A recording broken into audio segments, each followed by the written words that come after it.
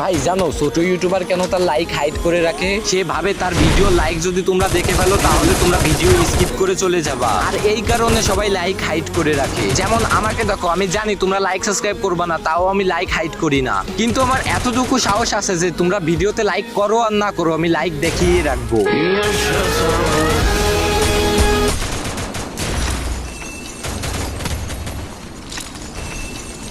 Enemy inside this building!